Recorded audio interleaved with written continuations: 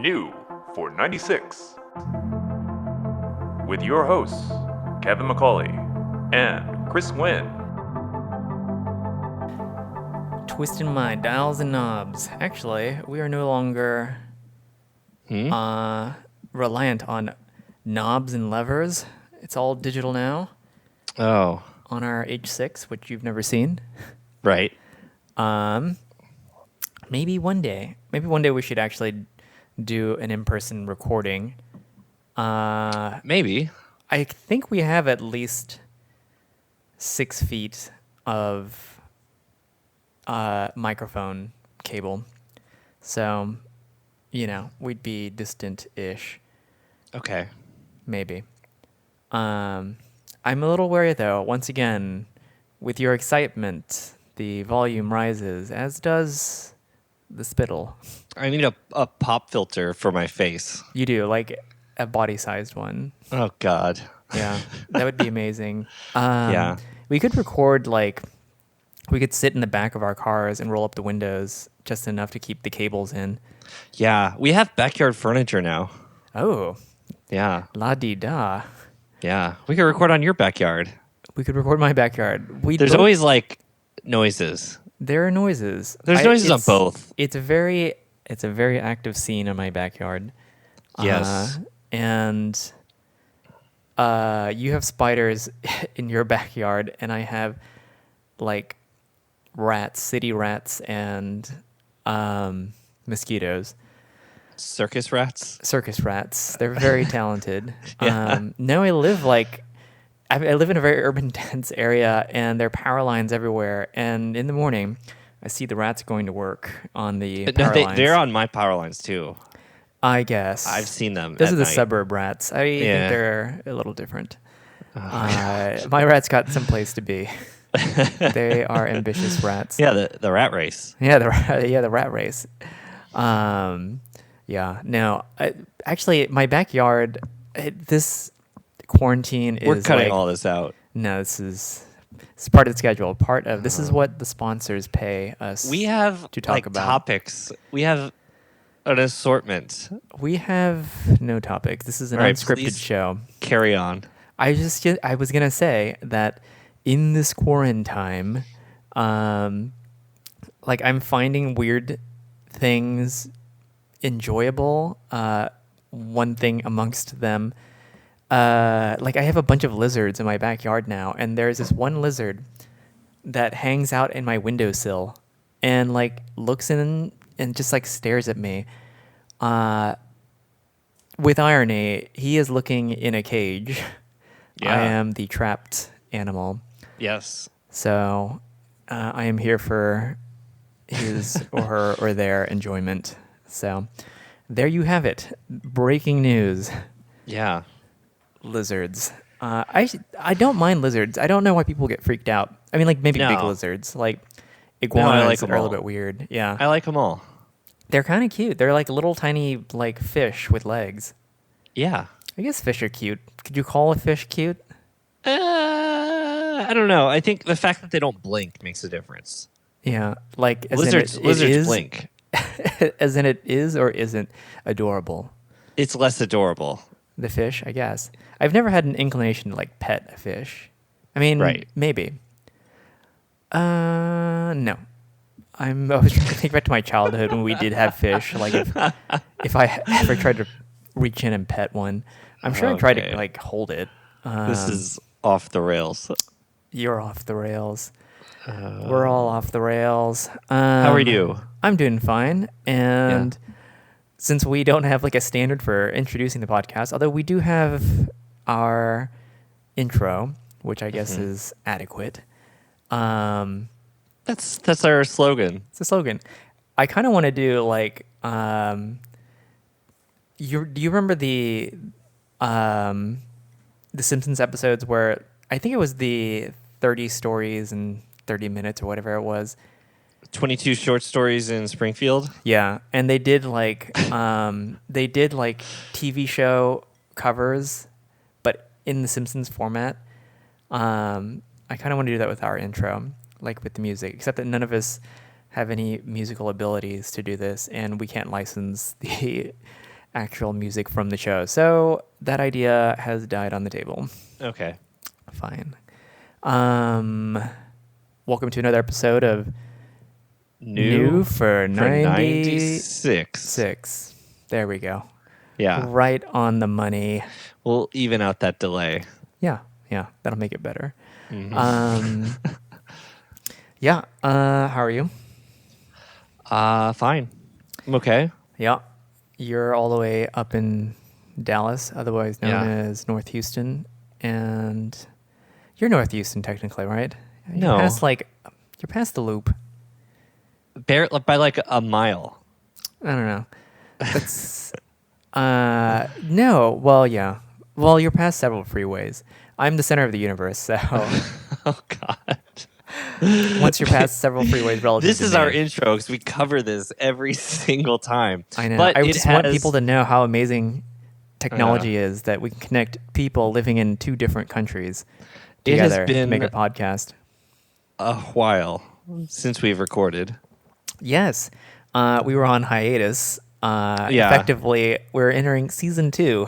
This is season 2, so this is probably going to run out of order. This will probably go first. We did another episode, We did. and but we didn't really acknowledge world events besides a passing Yeah. glance at the coronavirus, and we kind of didn't. It didn't sit well with either of us. No. That we didn't at least acknowledge this time of a dramatic racial awakening that is happening, especially in the United States. And we are not necessarily the right place to fully be your source of information to explain this. No. We would be remiss to not acknowledge it. Yeah.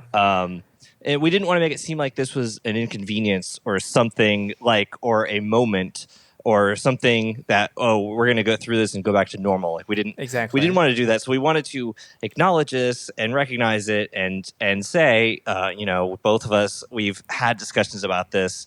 And it's a major change. It's a grassroots movement against injustice and police violence. And you and I have each on our own and together talked about our role in our respective worlds and how we can be more inclusive and mindful of anything that we might be perpetuating unknowingly or knowingly. It is a period for self-reflection at a minimum. And to seeing, where you are in your life relative to what's going on in the world from the perspective of others' lives.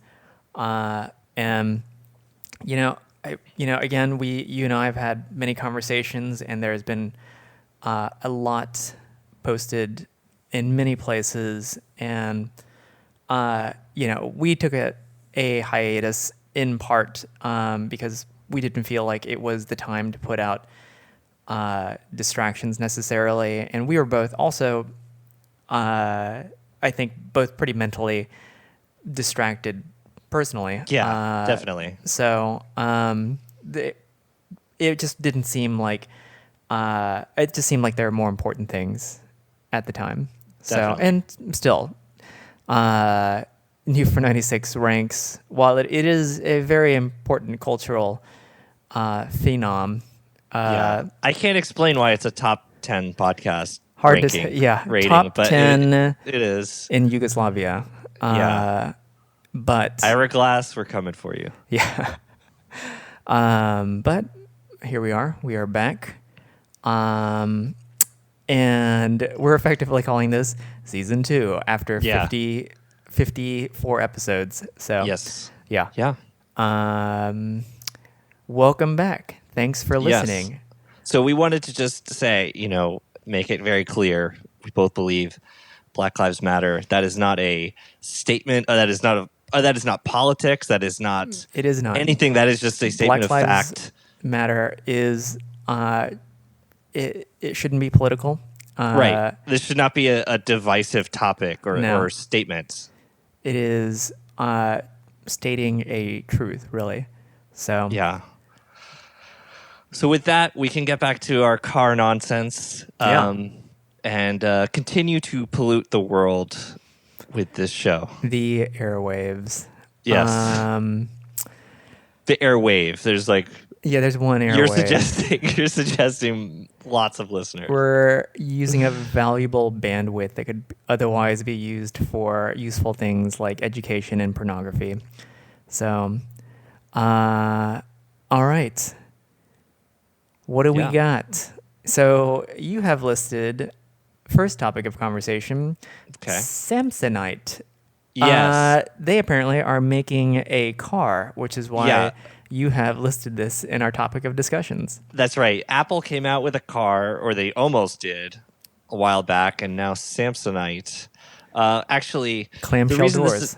this is a topic because I worked in luggage in I high didn't school. know this. I worked selling luggage in high school in the mall, and my boss was like, "Oh, if you can sell luggage, you can sell anything." Like I thought of my boss and my Oh my coworkers as like God. so old because I was 17. Is he from And- like a bad inspirational video? No. But I mean, I'm just saying all of the people I worked with were like 18 or 20 or 22, and they all seemed ancient. Yeah. But they anyway. So everyone that would come in the store, including myself when I first started working there, associated the brand Samsonite with the highest quality because it's the most well-known luggage brand. But it was extremely mid-tier. It was just very well marketed. Yeah. So I was wondering, what would you say is the Samsonite of cars? So the definition being that it's a well-known brand that is somehow unfairly associated with quality. Yes, it's like the most recognized brand, so everyone assumes it's the best. I will say, I mean, it's not the most recognized brand, but I'm gonna, Right? Yeah. It's not quite analogous. yeah, I'll go with like Infinity and or possibly Acura. Yeah. I mean, I can't speak to the reliability of Acuras, but Infinities, I have known people who have had issues with their various Infinity cars because they're Nissans, and Nissans are also not necessarily, as far as Japanese, in terms of Japanese reliability goes, the best. And actually, pause for a second.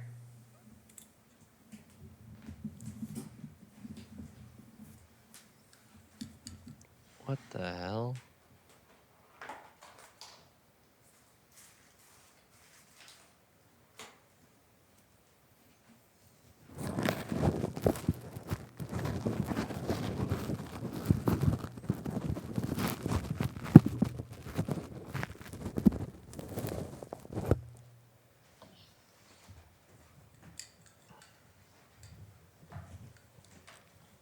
I actually probably could have just pushed pause on the machine since I am in control.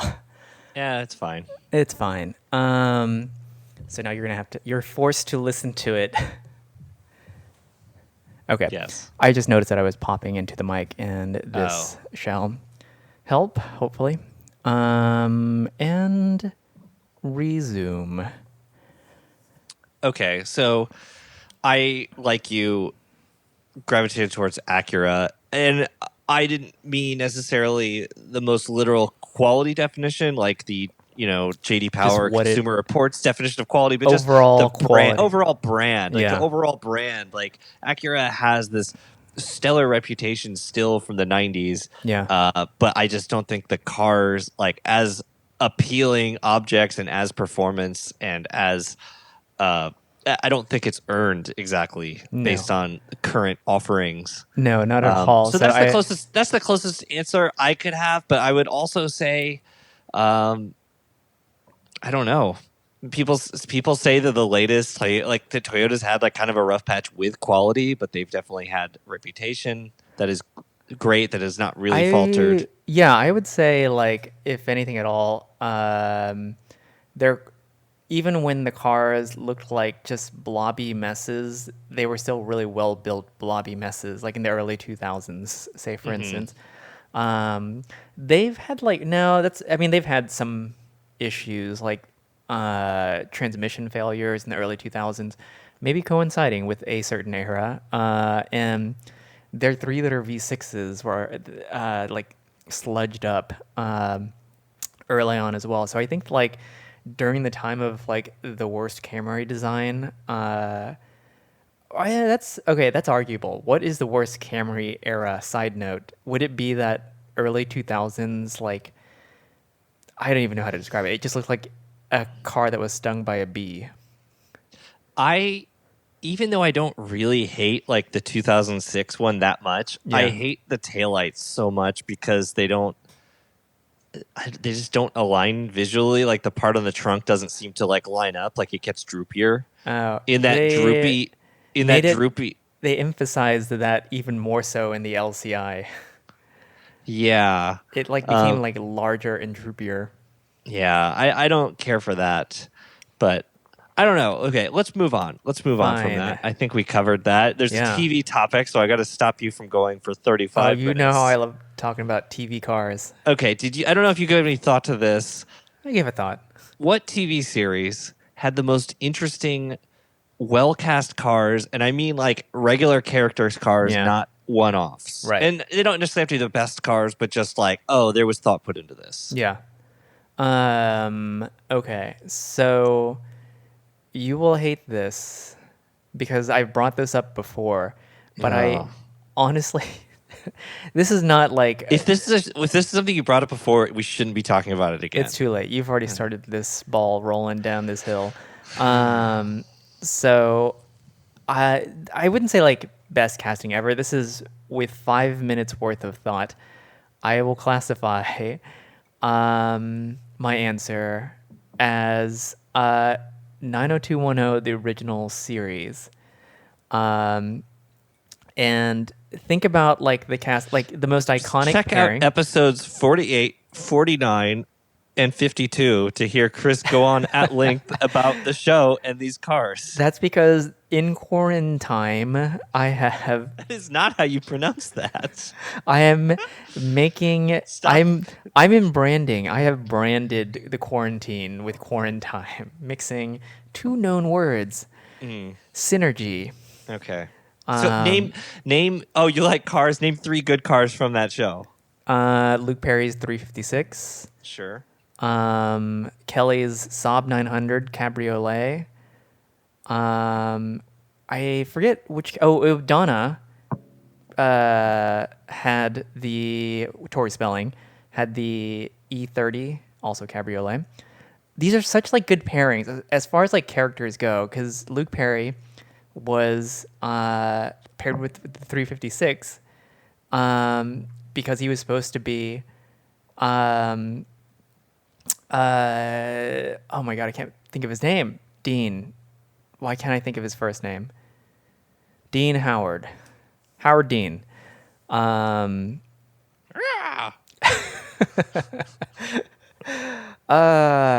Wait, why can't I think of his name?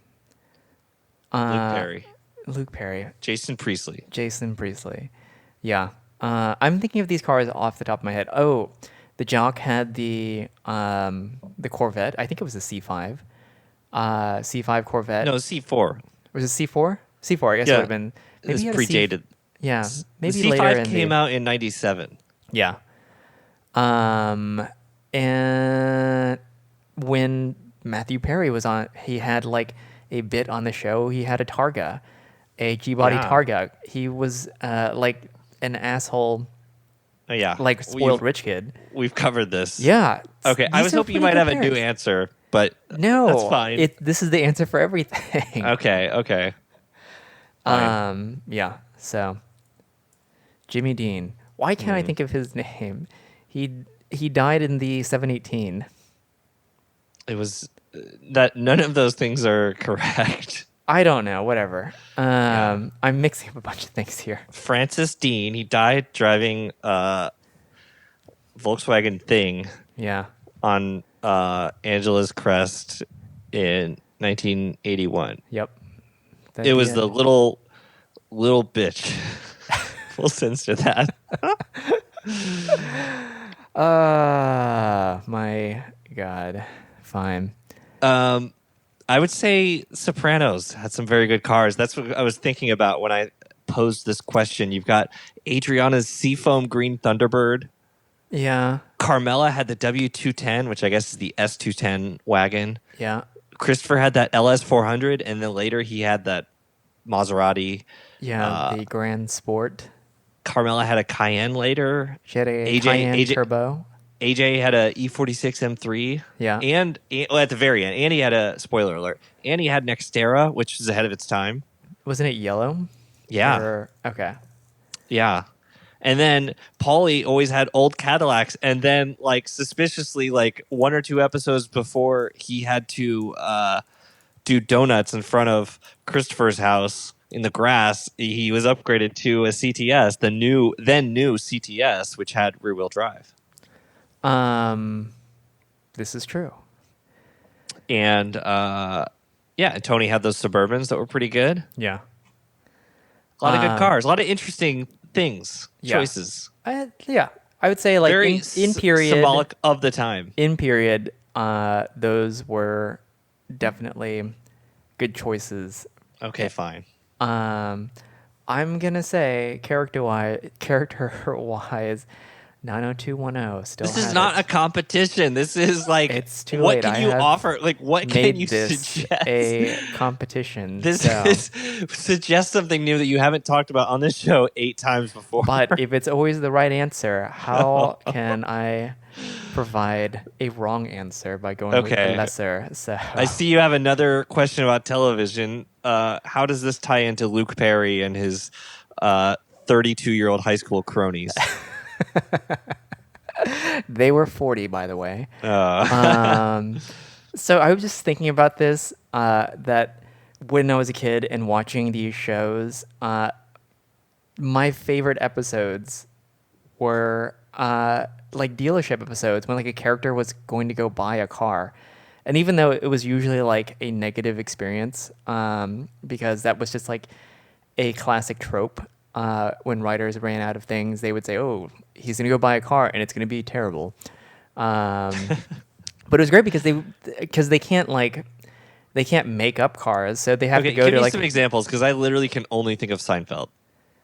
The dealer episode. Well, that was a good episode too. It's a good episode. Yeah, because he went to, it was called like Euro Imports or something like that, but it was a Saab Volvo dealership. Mm-hmm. And presumably Porsche.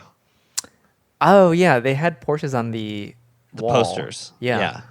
Like 1944 or something. Yeah, it counts. They had the Dakar 850 wagon. Or not the Dakar. What am I? The 850 wagon that was like up on 2 wheels. Oh. Like as a poster on the show. Oh, that's cool. Or on that episode. I was thinking, okay, I now off the top of my head, because I wrote this question 10 minutes ago, or before we started the episode. I remember Family Matters, when Steve Urkel, by the way, was looking for his first car, and he somehow ended up with the Isetta, which like would have been kind of a cool car, even though it was supposed to be like the ultimate dork car. Did he go to the dealership to buy that? He went to like a used car lot, I think. Oh, okay. And bought that. And then I remember Laura Winslow, the daughter, went to a used car dealer, and I think she ended up with an Alpha Spider, like a 90s version. Oh, yeah. Which that was the other. Kind of that was another then. trope of TV shows is like, oh, like no one has a car. So if you're like 17, it's like the first person that gets a car is like going to be instantly cool. But then like it's like, oh, except for that car. Yeah. Like, you know what I mean? It's like, oh, any car would be cool. Oh, not that car. Yeah. No, the exactly. character managed to get a car that is uncool. Yeah. Well, Seinfeld with George, he was going to get a Volvo 240. Do you remember that? Or Before he like got to Breaking LeBaron? Bad with the PT Cruiser. Yeah. Yeah. I can't remember specifically. I'm watching a lot of Aaron Spelling shows. I was watching Melrose Place, and they had a dealership episode where, one of the characters was driving a Ford Escort, like a 1980s one, and it was finally breaking down, so she had to buy a new car. It's always used cars, I guess, is the way they get away with having multiple brands instead of like one brand, unless it's sponsored. But she almost bought an NA Miata, Wow. like a used one. It was on Steely's. It was just so like brand new looking on the show. Wow. It was supposed to be like used and run down. Yeah, it was supposed to be, or just like a used, like a newer used car, I guess. Okay. Yeah, that's all I can think of off the top of my head. But I very distinctly remember like all the uh, what was the ABC Friday night lineup called? TGIF? TGIF. That's what it was. I can't remember anything tonight. I'm still thinking of Dean Cain, but I of course mean James Dean, Oh, good. the Good for sausage you. maker. Yeah.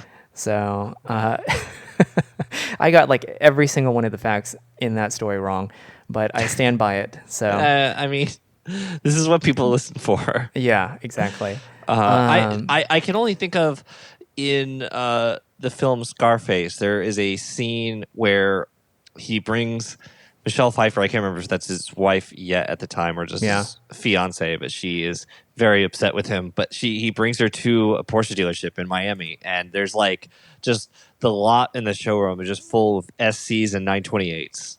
And I think there was some 944s, but it was just like Whoa. it was pretty cool. I think he bought the 928. Whoa. Yeah, it was very cool. That is cool. It's just cool to see them all like gleaming and new and just in Seeing abundance. someone like I would have like in period, I do wonder like when people were in dealerships and these were the available cars, like would you be looking at the 911 as like old and outdated at that point to make you choose like a 928? Or like was there like something specific? I guess it was a bigger, more spacious car and more modern on the inside. Yeah, I don't know. I mean, it was so futuristic looking too. Yeah, that's true. I really don't know. I mean, it's funny when you see those comparison tests like from like 1983. It's like there was like 5 or 6 sports cars on the market, like in the entire price range, like in the entire price gamut. You know what I mean? Like once you Yeah. got out of like small, like you know, turbo hatchbacks or something, it's like you've got like the Corvette and the Ferrari and the Porsche and like the Z is like yeah. suddenly in competition because it's like, well, we had to get 5 cars. Yeah, and yeah. these are the only 5 that exist. It's like, oh, we've got the 5 cars that are very expensive. Well, there's like 4 cars that are very expensive, or like, 5 cars that are moderately expensive. Yeah. And we're gonna do another comparison test with them. Yeah, I've been reading a lot of those retro reviews. So I lately. don't know. So to answer the question, I don't know if a 911 was like seen as too old or if it's like, I don't know. It was iconic at that point. Like it obviously its stock was rising in the 80s, and that's why they didn't change it so much. And I think the turbo was such an icon. Like Yeah. it caught on then, and that look and everything. So Yeah. there was appeal for sure.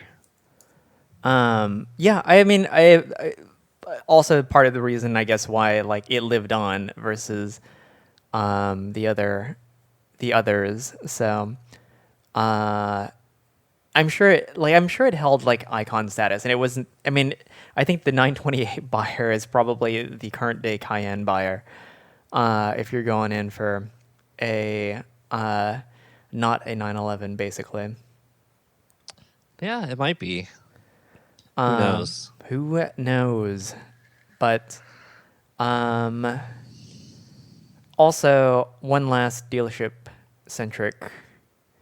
This was the movie that I like just sent you a GIF of as a reaction GIF. It was 9 weeks, or is it 9 months? 9 months. That's how long do babies take? To bake.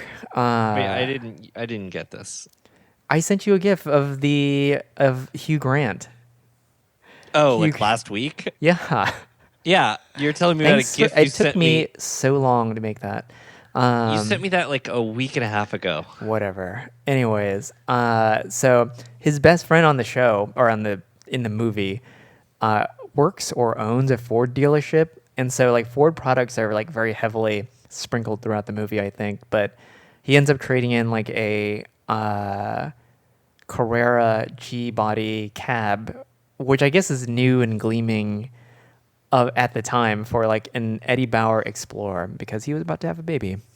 So with the No, it was not. It was not new because this was like a movie from like '96. okay, fine, but it had chrome wheels, chrome That Fuchs. we watched that trailer. We'll post a link, but we watched the trailer. Actually, we'll probably forget. Yeah. That trailer for 9 months. It's 9 months. Had to be 9 months. It was like the '90s Hugh Grant version of Judd Apatow's Knocked Up. Yeah. But it was weird to see Hugh Grant doing this like slapstick comedy like you would see in like There's Something About Mary. Yeah. Like the physical gags. He was extremely Hugh Grant. Also, like his hair was so parted in the middle, wasn't it? It was extremely parted in the middle. It Yeah. was it's the '90s butt cut, but like extreme. Did you have that at any point? I did have that. Oh, me too. Me too. It was I don't think there is photographic evidence at my parents' house. That's okay. All right, we'll move on. Yeah, it's for the best. Did you have any dealership experiences yourself, like as a kid, that were formative or good? Formative or good? Like, Just with like I used I to don't know, like just I would pretend to be older than I was and test drive cars. wait. When How do you pretend to be older when they ask for your license to scan it? I don't know if they always read the license, but like when I convinced them to let me test drive a car, I did this when I was like 16, 17, probably through early college. But I would pull up to the dealership and I would say like, I'm thinking about trading in the old Saab there. My dental practice is really taking off. Yeah, I would actually kind of like, I would just walk in with confidence. And I wasn't test driving like crazy cars, but I remember that my parents never took me to the dealers when they like would Really? buy cars. Yeah, not that I can remember. I did like my dad was horrible at he was like the like you're not going to pull one over me guy whenever he was dealing for cars. I was there when he bought his Prius in 2010. And that was since replaced with an HS250H. Car so nice, hybrid so nice they named it twice. That's my one joke. How yeah. long did he have the Prius? It must have been a short time because Like I think 2 years or something. yeah, the and he gave it to my brother. The HS250H was like on its way out after not a very long time. No, he bought that car in 2012, I think. I mean, it didn't have a long production run. No, I think that was pretty much like 2010 to 2012 or something like that. Yeah, I think so because I think like 2013 is when I have the brochure when it got the Facelift. spindle grill. Yeah. No. Yeah, he ended up. It just was like it wasn't a very comfortable car, so he ended up giving it to my brother, and then yeah, he bought the HS250H. But I remember, I think that was the only time I had really been with him during car negotiations, and he is just like that. He's such a dad. Like when he's negotiating, Oh, wow. like he's just like like. No. What is this like $50 document fee? No, I don't think so. I'm walking out. He'll get up and start like walking out. He'll do the whole thing. Wow. And I'm mortified, of course. I'm just like, where is the coffee machine? I'll be outside. I Yeah. cannot be here for this. But yeah. What are your dealership experiences? Well, so I had this one. I think I was like 7 years old. Yeah. And I always loved Ferraris from a young age. And we lived in St. Louis, Missouri at the time. Yeah. And so we went to this Ferrari dealer in like downtown St. Louis, and they had like a Mondial in the showroom, and maybe like a 328 or a Testarossa or something. I feel like they had like space for like two cars in their showroom. And well, they're like, oh, well, come here, we'll show you something. So like we went down to, I swear it was a basement and it wasn't like a parking garage in the basement. It was just like another level in the basement, and there was like I still don't know what car I saw in the basement because I still can't quite recall. Like I think if I put things together, like I think they had like a Testarossa and a like Koenig 348. Whoa. Like it was because I remember this Is this distinctly. like a specialty dealership? No, I don't know. Maybe it was just like a customer car or something, but it was. I just remember it had the high wing like an F40, but it Yeah. had the strakes of a Testarossa. Yeah. But I don't think it was the big Testarossa. I think it was probably like a 348 Koenig, Okay. which would have fit that That would've been description. crazy to see. It as was a kid. yeah, it was crazy. It was crazy as a kid because I didn't know what it was, but like I didn't, and I remembered it like I still have like a very fleeting memory of that, but I remember it like the strakes and the high wing Yeah. on the same car, and it was like this is not in my like I used to have little like postcards, and it was like a set of like tear off like perforated postcards that had every Ferrari, Lamborghini, and Porsche and all this stuff. And I, of Yeah. course, was much more drawn to the Lamborghinis and Ferraris, but I like studied those, and I was like, this is not one of them. Well, what is you? Were you impressed by it, or were you just like, this is not what I signed up for? I was impressed, but like, I was like, this isn't one of the ones. Like, you know what I mean? It just Yeah. seemed like it just seemed like, oh, like not the right thing. I think Yeah. now I'd be obsessed. I'd be so impressed by the rarity and uniqueness. But at the time, it's like, oh, I've never even seen like a regular F40. What am I doing looking at this? Yeah. But I don't know. The excitement was not there. Yeah. I just, as a kid, I was always disappointed at the car show when they wouldn't let you sit in the Porsches or any of the, like, even just, I don't even think Land Rover let you sit in the cars at the Houston Car Show, at least. And all the knobs were always missing because I guess knobs and shift knobs, radio knobs and shift knobs were always missing. Either because people already stole them or they had removed them so people wouldn't steal them. We may never know. We may never know. I do have one memory of the Houston Car Show, and it's that I somehow got locked in an LS 400 and set off the alarm, and it kept locking the door and not letting me out, and they couldn't get me out because the door kept locking itself when I tried to unlock it, This is and I such a caused typical. quite the commotion. This is very typical. It's why I ended up loving them, because it was my captor. Okay, so I had this question this week, Yes. and I was very pleased with this. Yes. What car had only one good generation? And we're talking cars that had like 3 generations at least. Okay. And I thought this was a fun question because, we all disagree on what is good. Yeah. But the example I put is the Jetta, because for me, the only good generation is like the, Mark 6. I don't know which one. The Jetta that's like the 99, Oh, that one. from the commercial, Synchronicity commercial. Oh yeah. Yeah. All I the think other it was- ones were just kind of bad. like the one where it was the first one with the clear headlights and like the very clean lines. Yeah, I think that yeah. was. I don't remember that one. I think that was a Mark 4. I mean, that corresponds with the Mark IV Golf, but I don't know if the numbers match up. We may Yeah. never know. It was Mark but 4 because Mark 5 was the one that was that looked like the Mark V Golf. Yeah, and then the Mark Okay. 6 with the facelift generation. I don't really have anything against the Mark VI, but I would never desire one. But I loved that Jetta, like the Mark IV when it came Actually, out. I did thought it like. was- I liked that too. It looked really good. It looked so premium. in the and commercial, sporty. which we have covered, was Yes. amazing. Yeah.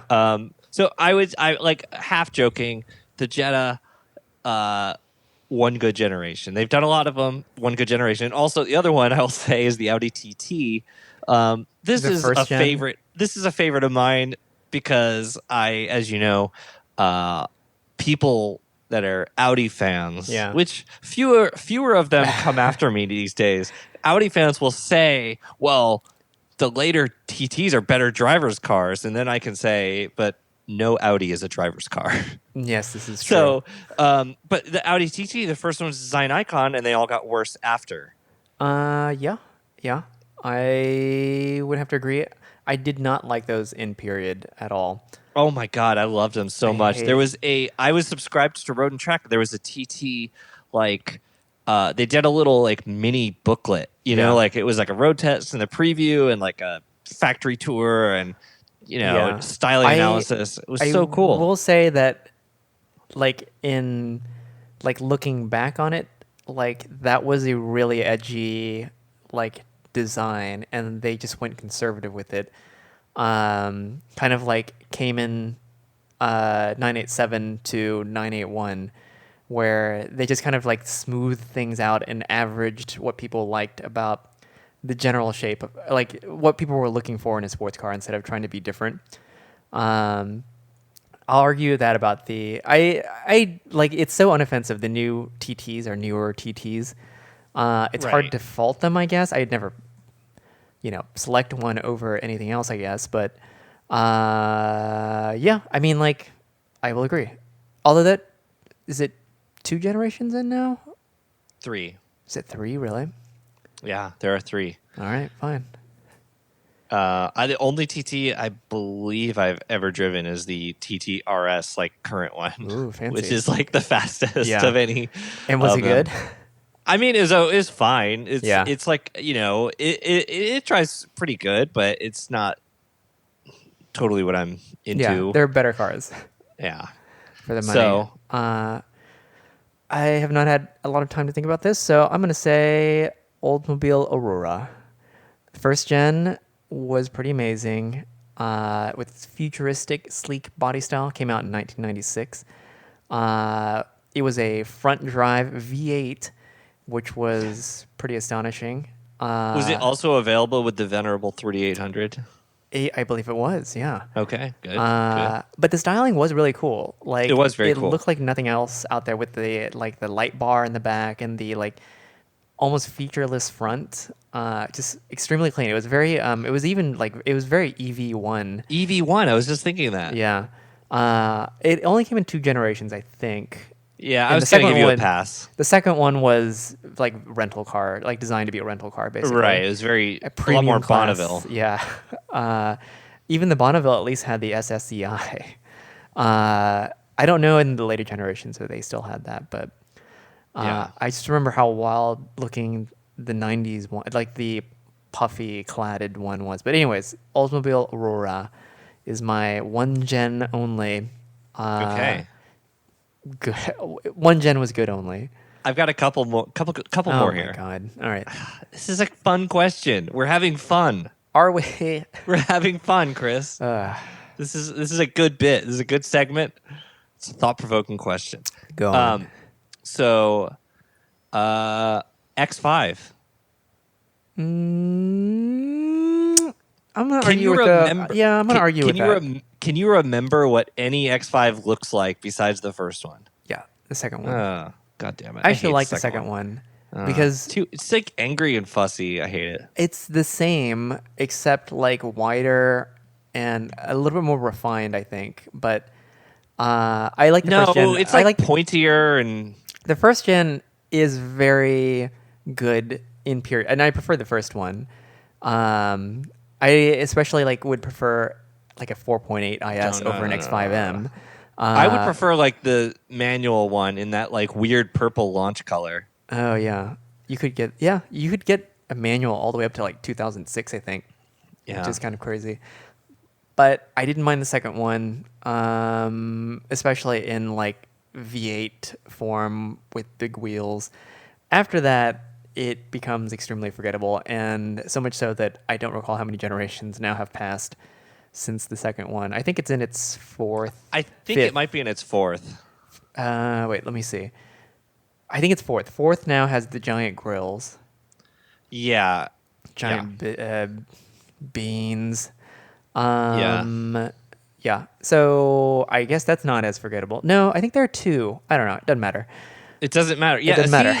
You can't remember how many generations there are. That's not a good sign. Doesn't matter because yeah. Okay. 2 generations though. This will be less controversial than for you, that a sympathizer of the X5. Honda Insight. Oh, that's a good one. Only one good generation. Only one good generation. They're on 3 generations now, so Yeah. current one is weird, and I think it's not weird in a good way. I think everyone hates the clarity, but I think Yeah. it's weird. I think it's weird in a good way. It's different. I feel like they were going for like the Prius effect, the second gen Prius effect, but I don't know. I think it's past the time for that. Perhaps. For at least an energy efficient vehicle. Okay. But yeah, okay, I'll agree with you. All right. BMW Z4. Yeah. Yeah, I'll agree with you there. The second gen was like that folding hardtop. The second one was like a facelift, kind of. Z4 Roadster, or I mean, obviously the coupe was only 1 gen, The but coupe was one generation, but the Z4 Roadster, like the first one was drawn with confidence. The second one Yeah. was like watered down, had a folding hardtop. I gotta say, like, And I then kinda, the current one is dog shit. yeah, I gotta say, I hate all the Roadster generations. Ugh. So all of them basically, except for the coupe. Okay. Well, Yeah, the I proportions like have that it. always so I weird like to it. me. Oh, I like Oh, it. but you know what? Works though if you're just considering it Z Roadsters, then Z3 I like. We're not, but okay. Fine.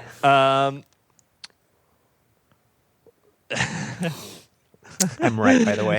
No, you're wrong. But this is pretty spicy. So I think you might disagree. Also, Yeah. Camry. Because I know which one is your favorite child. Yeah. I will The argue with there because go on. XV10. XV10, 1992 You know, last to time- 1997. Oh my god. You know, last Friday we saw each other for coffee. When I was driving Yeah. back home, I was in the Heights and I see a white XV10 coming at me. Mm-hmm. And I'm like, I always look for it to be a coupe. It never is a coupe, but this Yeah. was a coupe. This was a Oh, coupe. I see. It was exciting. It was very That exciting. is exciting. Is it the only gen with a coupe? No, I guess the Solara was. We 2 don't count the generations. Solara. Fine. It was Camry Solara for the whatever gen it was. XV. Yeah, but it wasn't. I don't like the 50. Camry coupe because it's a coupe. I like the I know, Camry 'cause coupe it's a because it's sedan. so absurd because it looks exactly like the sedan. Would you say like? Well, yeah, it does look exactly like the sedan because you can never tell until you can't even tell from 3/4. You gotta look at it dead on side. You can't even tell from like more than 4 feet away. But so do you feel that way about all coupes, sedan turn coupes? No, I actually usually hate sedan turn coupes. The only thing is just that like it was invisible to me. Like I didn't know it existed until like 13 years after it was out of production. Even though I had probably seen dozens of them. Would have bought one as a daily driver had one been readily available, and if you had not told your wife what it actually was, Right. Yeah. you could almost have gotten away with owning the most obscure, most unloved, most unappreciated, and never to be understood purchase. Yeah.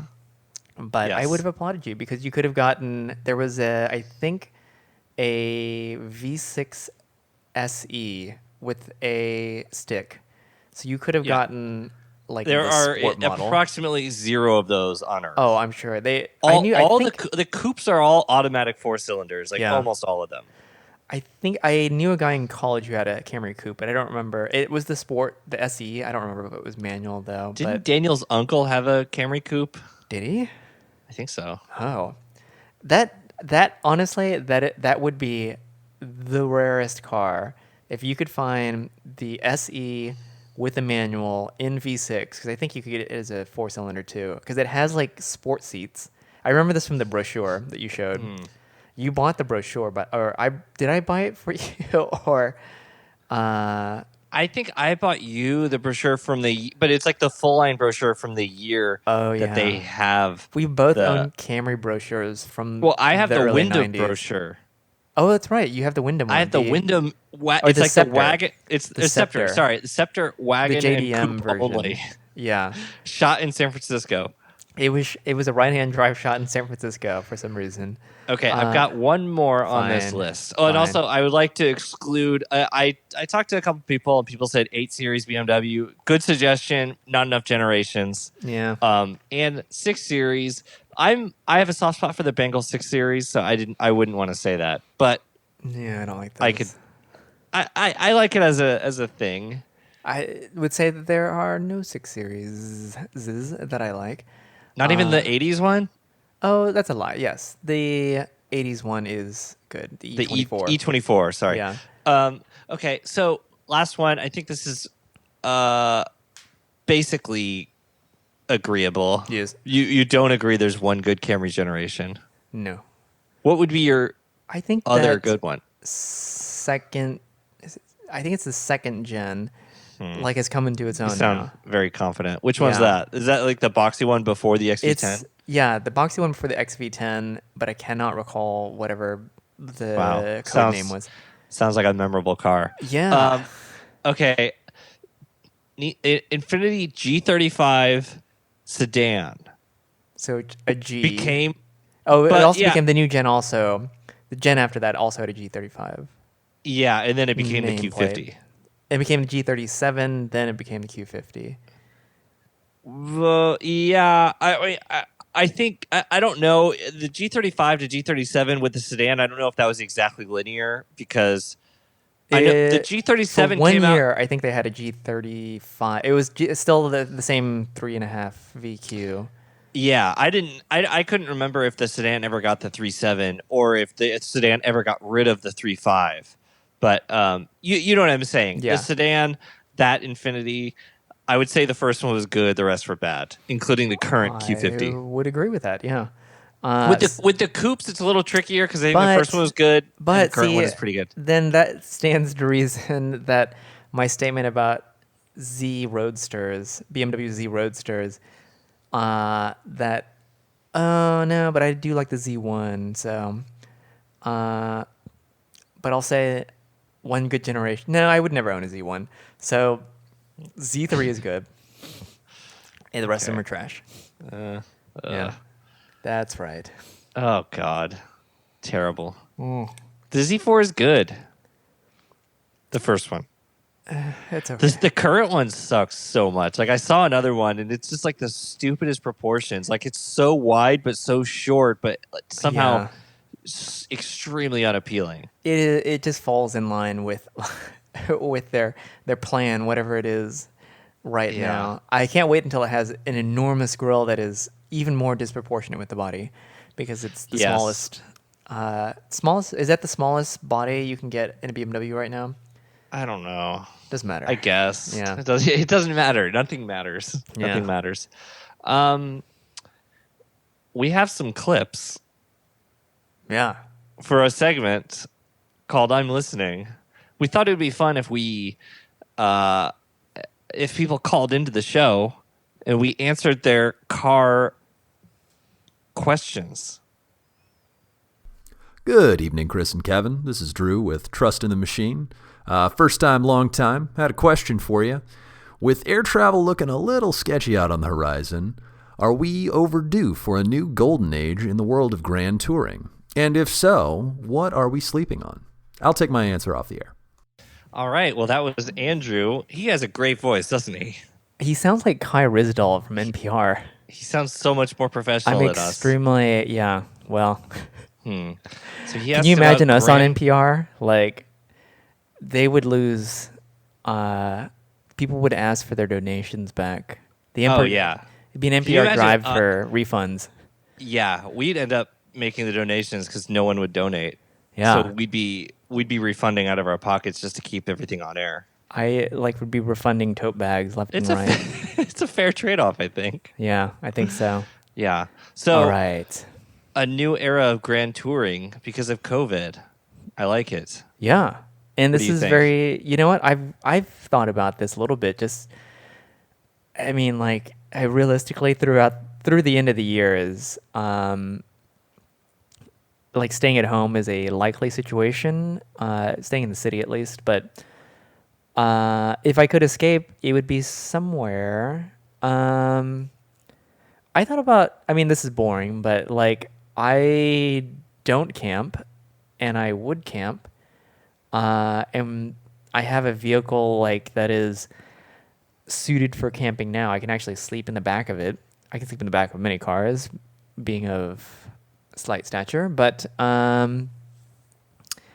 it's either that or I don't know. Like the problem with driving somewhere else is that you're eventually gonna have to stay somewhere, and if it's not in your own situation, like camping out in the back of your car or in a tent, it's staying at a hotel or an Airbnb. I don't even know if you can still stay at Airbnbs. It's all unregulated. I'm sure you can. Yeah, yeah. So for me, that would be exploring the wonderful world of camping. I hear it's great. Yeah, I was kind of leaning the same way. I think I would enjoy making the most out of this aviator I am still have on loan, and I would sleep in that. And we talked about if Luftgekalt happens. I don't. The idea of flying out to it doesn't seem too appealing, but the idea of driving out to it, and I would probably stay in places. But the idea of driving out to it would be kind of fun and a good. Yeah. Like also, it's a billion degrees in Texas, so the idea of being in something like air conditioned and just like extremely plush is very appealing, as I'm sure you I can would understand. agree. Yeah. Yeah. Plus, with camping, I've never quite understood the where you poop situation, and I assumed you just hold it in until you get back. that was going to be my plan. Okay. So Yeah. that week-long trip will be interesting. All right, what we got next? I think we got Jeff next. Oh, do we? I think we do. Oh, okay. Hello, long time, first time. I'm calling with regard to a topic that is not covered enough on your internet show. How can I use my fax machine to send emails? So I was mistaken. Oh, That yeah. does not seem to be I don't know if Jeff that was Jablansky. Jeff. No. As sorry, Jay Jablansky. Or no, that's too obvious. Jeff J. Jeff J. Jeff J, if you will. Yeah. That is hard to say. Yeah. Yeah, I will have to go down to the dump and unearth a fax machine. You've been wanting one for yourselves here. But I have seriously, been wanting though, one. cut the green wire. Cut the green wire. Yeah, that's the solution. It's always the solution. Yeah. We will, Mr. J, we will send you the clips from YouTube, transcribed from video cassette about how to operate that fax machine and print your emails. That is correct.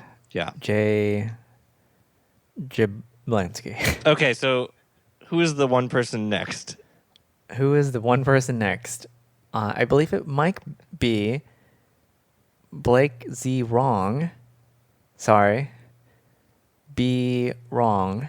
I forgot all these are supposed to be anonymous because, let's be honest, who wants to admit that they have been on this show? It's hard to say. All right. Hi, yeah. My name's Blake. Long time, first time. This question is for Kevin and Chris. Which one of you is Spoon Nation, and which one of you is Burger Brigade? Thanks. Okay. So the first question is going to need some explanation, as I do not actually listen to the relevant podcast in order to understand what the okay. caller was getting on about. It's fine. It's just a Doughboys thing. It's are you Spoon Nation or Burger Brigade? It's a simple question, Chris. Apparently. I will go with Burger Nation because it sounds delicious. Oh, of course. Okay. That's right. Wow. Gotta go with Spoon Nation, but you do you. All right. Follow-up question. Hi, this is Blake again. Long time, first time. I have a question. What is the weirdest thing you've ever seen on the side of a U-Haul truck or trailer? You know, one of those like Venture Across America factoid things that takes way too long to read, especially when you're on the freeway at 70 miles an hour. Thanks. U-Hauls. I find there's one with the giant spider that is terrifying. I always manage to see it. It's like New Mexico, Arizona, and I hate it. It's like a 12-foot green spider. Not cool. I learned that Rhode Island exists, despite being the actual size of a U-Haul. That might have been the actual state of Rhode Island that I saw rolling by. Blake and I went to Rhode Island. Yeah, I should say that my Saab was from Rhode Island, so I do know that it exists. Oh, but nevertheless, Blake's Saab didn't make it to Rhode Island. Aw, Yeah. yeah. So, I think that's a podcast. I think that's a podcast. I was gonna say I've got. I was tested for COVID 11 days ago. Yep. So maybe I'll get the result soon. I'm not holding my breath. Can you imagine if I was holding my breath? That would be ideal for me since I would have died like 6 or 7 days ago. we do all that hugging, so you Yeah. know this puts a hindrance in that activity. So hopefully you'll not. hear back soon. Yeah. Yeah. I hope so. Yeah. Well, until then, it might just be me next time if Kevin tests positive and is incapacitated. So, Yeah. um, Honestly, a better episode would result. yeah, me talking to me About 90210. about 90210. There needs to be evaluations. No one's done this before. Anyways, thanks for listening. To new for 90210. New for whatever. All right. Follow us okay. on Instagram at new496.